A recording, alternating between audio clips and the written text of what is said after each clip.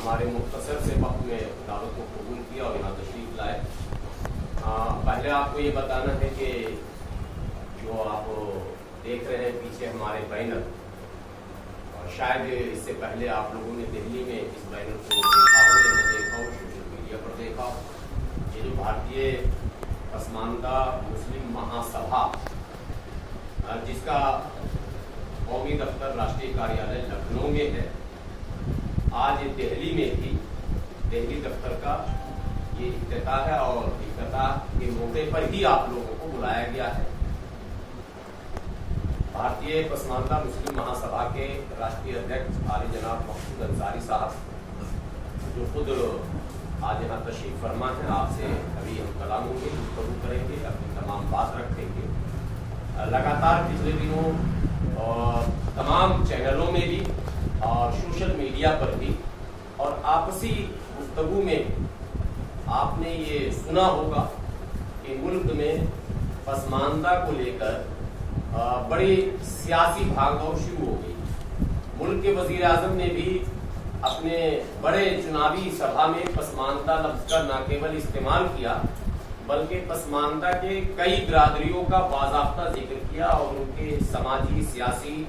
माशी तमाम हालात पर खुलकर अपनी बात रखी। ये बिल्कुल तल्ख हकीकत है, कड़वा सच है कि मुसलमानों की एक बड़ी आबादी आज भी मुख्य धारा से कटी हुई है, मेन स्ट्रीम से बाहर है, और न केवल सियासी, केवल राजनीतिक नहीं, आर्थिक, सामाजिक, शैक्षणिक तमाम मोर्चों पर ये पूरा जो सेक्शन है, जिसे आज प्रचलित शब्दों में पसमानदा कहते हैं, दरअसल ये फारसी का लफ्ज है, पिछड़ा आप कह लें, दलित कह लें, जो भी कह लें, तो ये भारतीय जो आम पिछड़े, आम दलित हैं, जो नॉन मुस्लिम हैं, उनसे भी ज्यादा पिछड़े हैं, जिसका जिक्र सच्चर कमेटी की रिपोर्ट में भी है, रंगनाथ मिश्रा कमीशन की रिपोर्ट में भी। लेकिन तमाम सरकारों ने इसका वोट तो लिया, लेकिन जिस तरह से इसके विकास के बारे में सोचना चाहिए था, वो नहीं सोचा गया। अब चूंकि 2024 का चुनाव है,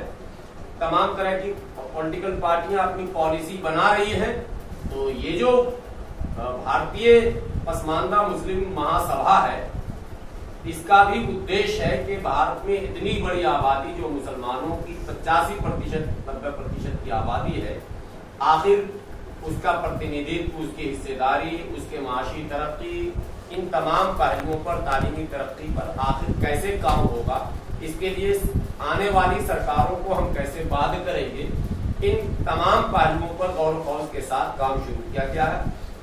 भारतीय पसमानदा मुस्लिम महासभा के राष्ट्रीय अध्यक्ष आली जनाब मकसूद अंसारी साहब आपके बीच अपनी पूरी बात रखेंगे कि दिल्ली में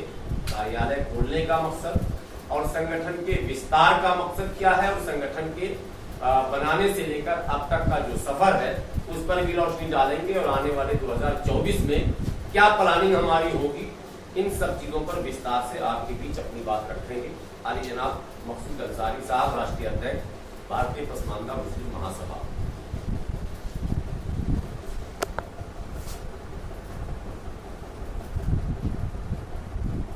सबसे पहले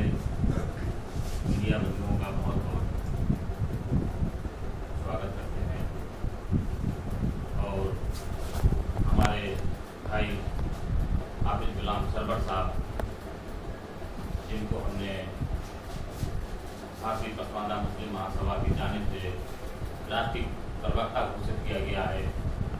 और हमारे बगल में मोहम्मद इरफान साहब, और बहुत से हजारों लाखों साथी हमारे जो आज दिल्ली के इस ऑफिस से जो खबर जाएगी या लोग देख रहे होंगे, लखनऊ में इसका कार्यालय है हमारा, लखनऊ में हम लोग काम कर रहे हैं, काफी देर से पसमानदा का काम चल रहा है। इस देश में पसमानदा समाज आज भी पिछड़ा है। 70 साल से इन बीजेपी की जो हुकूमत रही या कांग्रेस की हुकूमत रही या और भी जो हुकूमतें सूबे में रही, पसमानदा समाज का वोट तो लिया, लेकिन पसमानदा समाज को न हिस्सेदारी दी और न भागीदारी दी। आज पसमानदा समाज हंसिए पे आकर के खड़ा हो गया और वो टकटकी लगा करके देख रहा है कि भारतीय पसमानदा मुस्लिम महासभा के मकसूद अंसारी साहब जो राष्ट्रीय अध्यक्ष हैं, पसमानदा के समाज के लिए, उत्थान के लिए, उनके लोगों के लिए क्या करना चाह रहे हैं। हमारे जो भी साथी राष्ट्रीय में कार्यकारिणी में शामिल है या प्रदेश की कार्यकारिणी में शामिल है या जिले की कार्यकारिणी में शामिल है, भरपूर तन मन धन से वो मेहनत कर रहे हैं। पूरे देश में उत्तर प्रदेश हो, बिहार हो, राजस्थान हो, मध्य प्रदेश हो, बहुत से सारे राज्य हैं हमारे जहाँ पे हमारे लोग काम कर रहे हैं। आज पसमानदा समाज को आगे बढ़ाने के लिए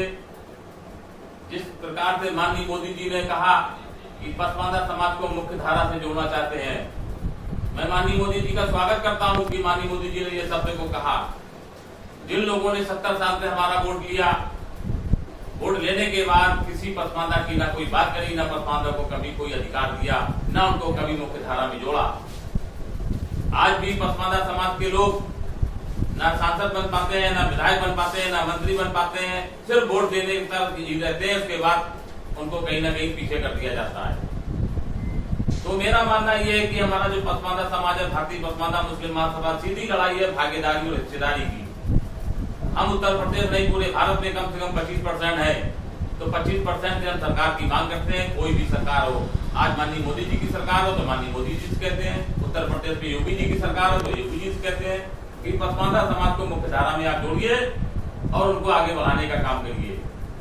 अब इससे पहले भी मेरी प्रेस कॉन्फ्रेंस लखनऊ में हुई थी, मैंने वहां भी यही बात सवाल कहा था कि पसमानदा समाज सबसे पहले एजुकेशन में बहुत पीछे है, नौकरियों में बहुत पीछे है, कारोबार में बहुत पीछे है। पसमानदा समाज को आगे बढ़ाने के लिए